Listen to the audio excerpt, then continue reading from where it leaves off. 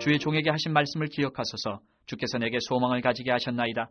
이 말씀은 나의 고난 중의 위로라. 주의 말씀이 나를 살리셨기 때문이니이다. 교만한 자들이 나를 심히 조롱하였어도 나는 주의 법을 떠나지 아니하였나이다. 여호와여, 주의 옛 규례들을 내가 기억하고 스스로 위로하였나이다. 주의 율법을 버린 악인들로 말미암아 내가 맹렬한 분노에 사로잡혔나이다. 내가 나그네 된 집에서 주의 율례들이 나의 노래가 되었나이다. 여호와여, 내가 밤에 주의 이름을 기억하고 주의 법을 지켰나이다. 내 소유는 이것이니 곧 주의 법도들을 지킨 것이니이다. 여호와는 나의 분깃이시니 나는 주의 말씀을 지키리라 하였나이다. 내가 전심으로 주께 간구하였사오니 주의 말씀대로 내게 은혜를 베푸소서. 내가 내 행위를 생각하고 주의 증거들을 향하여 내 발길을 돌이켰사오며 주의 계명들을 지키기에 신속히 하고 지체하지 아니하였나이다. 악인들의 줄이 내게 두루 얽혔을지라도 나는 주의 법을 잊지 아니하였나이다. 내가 주의 의로운 규례들로 말미암아 밤중에 일어나 주께 감사하리이다. 나는 주를 경외하는 모든 자들과 주의 법도들을 지키는 자들의 친구라. 여호와여, 주의 인자하심이 땅에 충만하였사오니 주의 율례들로 나를 가르치소서. 우리 집을 생각을 해보면 참 고난이 많았습니다. 연단이 참 많았는데 그럼에도 불구하고 우리가 고난과 연단이 많았지만 저는 한번 이렇게 광풍이 불어서 큰 파도가 일 때 방파제에 한번 부딪히고 나면은 좀 많이 약해진 물이 들어오는 것처럼 저는 그냥 뭐 조금 어렵기는 했지만 그렇다고 해서 그렇게 많이 어렵지는 않았습니다. 아버님이 3번이나 사업에 실패하시고 또 목회도 잘 시작을 하셨지만 또 목회도 사실은 굉장히 어렵게 갔습니다. 만일 그런 생각을 합니다. 저희 어머니가 말씀으로 이겨내지 못했다면은 우리 가정은 지금 아마 공중분해됐겠다. 몇 번이고 공중분해될 만한 일들이 많이 있었지만 정말 믿음으로 그 모든 것을 붙들고 간다는 것은 얼마나 귀한 일인지 저는 어려운 가운데에서 가정을 지킨 우리 아내들은 천국에서 큰 상이 있다 생각을 해요. 그게 얼마나 귀한 일인지 여러분 아마 상상할 수가 없을 겁니다. 정말 중요한 일이에요. 사실 40대 이후에 목회가 40대 이후에는 거의 조금 궤도에 올라가야 됩니다. 근데 그 이후에 끝없이 추락하고 있으면 어떻게 다시 회복하겠습니까? 사실 그런 모든 어려움 속에서 그 광풍을 다 맞아냈기 때문에 사실은 지금 이제 현재 이런 사역들이 더 힘을 내고 또 그 모든 것 가운데서 하나님의 빛이 발하고 있는 것이지, 만약에 그때 주저앉고 그래 뭐 내 인생은 이렇구나 하고 그냥 쓰러져 버렸다면은 그 모든 광풍을 다 맞아들여야 됐겠죠. 그러나 그때 그 모든 어려움 속에서 사실 무슨 대단한 소망과 또 어떤 대단한 방법이 있었겠는가? 전혀 방법은 없어요. 그러나 다만 바로 그 기도의 자리, 그 믿음의 그 자리에서 지켜낼 때 그때 하나님이 주시는 소망을 그 기도하던 사람들은 깨닫게 되는 것이라 저는 그렇게 믿습니다. 그러므로 우리 여기 사랑하는 하나님의 귀한 백성들이 이곳에 와서 함께 지내시는 동안 모르겠습니다. 뭐 길게는 얼마까지 있을 수 있는지 모르겠지만 있는 동안에 반드시 하나님의 그 은혜의 소망을 붙들어야지만 될 줄로 믿습니다. 그 소망을 붙들지 않으면 무슨 소용이 있겠는가? 아무 소용이 없다. 그런 생각이 들어요. 그 하나님의 그 거룩한 소망, 그것을 오늘 이 시인도 강하게 어필하고 또 그것이 자기에게 인생에 왔음을 하나님께 영광 돌리며 또 그것을 붙들고 기도합니다. 하나님이 내게 말씀 속에서 소망을 주셨습니다 하고 얘기해요. 이게 무슨 의미일까? 49절에 보니까 이렇게 말씀합니다. 주의 종에게 하신 말씀을 기억하소서. 주께서 내게 소망을 가지게 하셨나이다. 하나님이 나에게 소망을 주셨습니다. 여러분, 이 소망이라는 것이 어디서 올까요? 그냥 이 소망이 그냥 예수 믿고 교회 다닌다고 해서 오는 것은 아닌 것이 분명해요. 이 소망은 정말 한없이 울던 그 자리에서 주어졌구나. 제가 다시 그렇게 생각을 해요. 우리 교회는 지하에 있었습니다. 저희는 집도 오랫동안 집이 지하에서 살았지만 교회도 오랫동안 지하에 있었어요. 지금도 지하에 있습니다. 하나로 교회는. 그 지하에 불은 이제 다 꺼져 있지만 이제 비상등이 켜져 있죠. 비상등 켜져 있는 그 불빛 밑에서 제 어린 마음에 이렇게 바라봤을 때 엉엉 울면서 하나님을 찾던 그 모습이 지금도 생각이 납니다. 하나님을 찾던. 저는 이 말씀을 생각하면서요, 그런 생각이 들었어요. 뭐냐면 기도를 우리가 늘 많이 해야 될 것 같잖아요. 꼭 그렇지만도 않습니다. 기도가 늘 많이 하고 있고 늘 말씀을 많이 보는 기회가 주어지는 건 큰 은혜죠. 그런데 그렇게 많은 시간들이 주어지지도 않습니다. 근데 현재는, 지금 가장 어려운 현재는 기도할 때입니다. 지금 현재는 하나님께 소망의 은혜를 붙들 때입니다. 지금이 바로 은혜를 구할 때입니다. 지금이. 그곳에서 하나님의 계획을 듣게 되는 거고, 그곳에서 하나님께서 왜 나를 이렇게 이끌어 가시는지를 알게 되는 거고, 그리고 하나님이 정말 원하시는 것이 바로 그것이죠. 바로 지금이 소망을 얻어야 될 때고, 지금이 바로 위로를 받아야 될 때예요. 50절에 이렇게 얘기하죠. 이 말씀, 나에게 주셨던 그 소망의 말씀은 나의 고난 중에 위로라. 주의 말씀이 나를 살리셨기 때문입니다. 그랬습니다. 주님의 말씀이 나를 살리셨다. 주님의 말씀이 내 안에 이 영성으로 들어와야지 사는 거예요. 그 중심이 바로 잡힐 수 있는 거예요. 아무리 여기서 말씀을 최선을 다해서 설명을 하고 가르쳐 드리고 또 열심히 전해도 이게 안으로 들어가지 않으면 아무 소용이 없는 겁니다.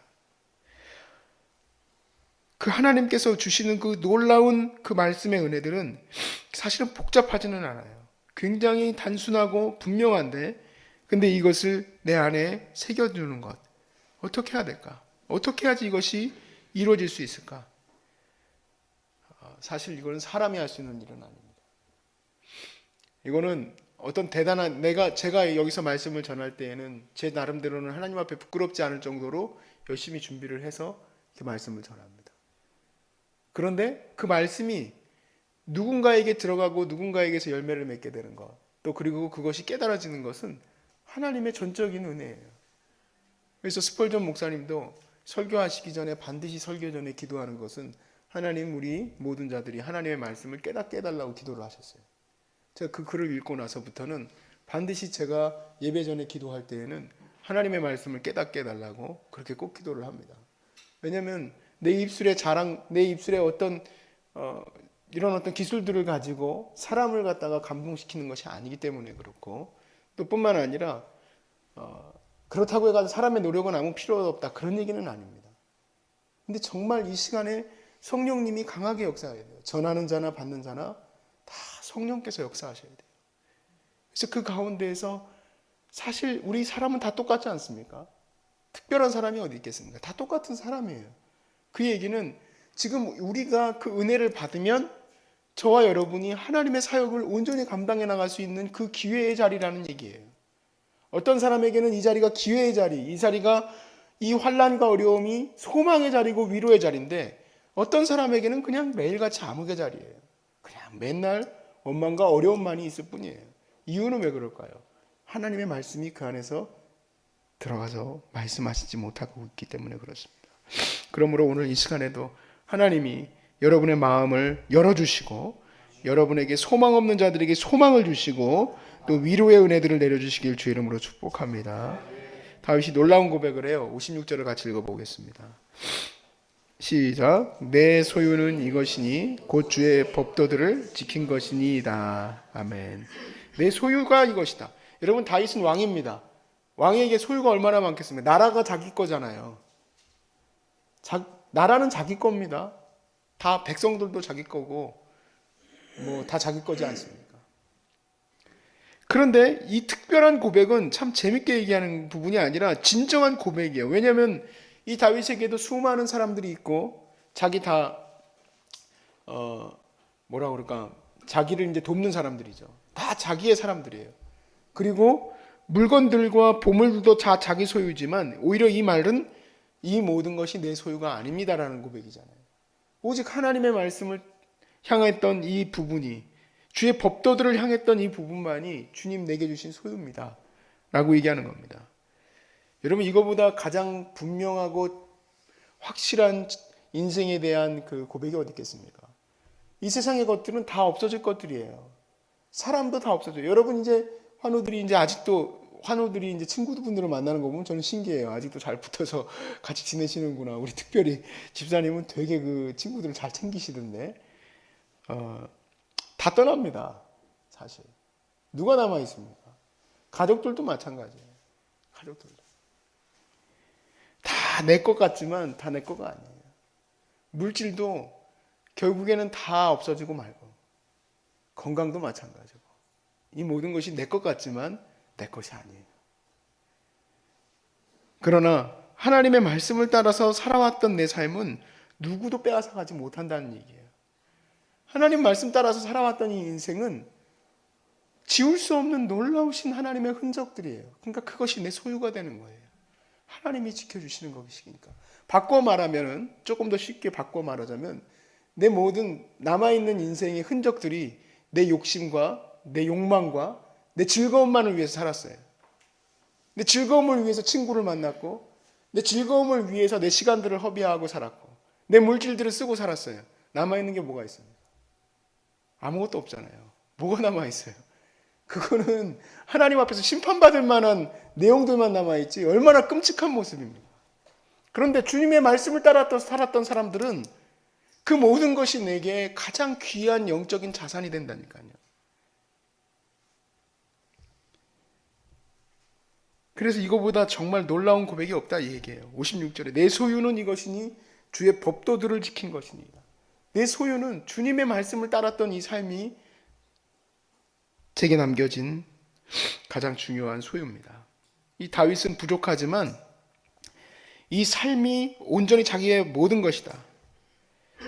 그러므로 그가 다윗이 이겼었던, 우리가 생각했을 때 다윗에 대해서, 여러분 다윗이 얼마나 돈을 가지고 있었을까 궁금해하시는 분들 계십니까? 없죠. 그러나 다윗에 대해서 더 궁금해하고 은혜 받는 부분은 다윗이 골리앗을 이겼던 그런 사건, 또 사울 왕을 도망가면서 사울 왕에게서 쫓겨다니면서 사울 왕을 오히려 죽이지 아니하고 말씀대로 그걸 지켰던 사건, 또 시므이가 막 먼지를 털면서 돌멩이를 던져가면서 죽일 놈 살릴 놈 그러면서 다윗을 욕할 때에 다윗이 주의 말씀대로 그를 용서하는 것. 그런 모든 그의 하나님 말씀을 따르는 행위들이 사실은 사람들과 또 그의 삶 속에서의 신앙의 고백들과 연결되어 있는데, 그것들이 사람들에게 아주 중요한 부분이 되지 않습니까?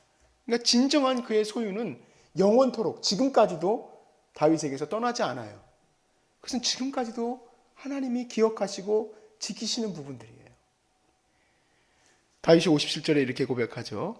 여호와는 나의 분기시다. 여호와는 나의 분기이시니 나는 주의 말씀을 지키리라. 여러분, 이스라엘에게 하나님은 각 지파별로 분깃을 나눠줬습니다. 땅 얼마씩 이제 나눠주셨어요.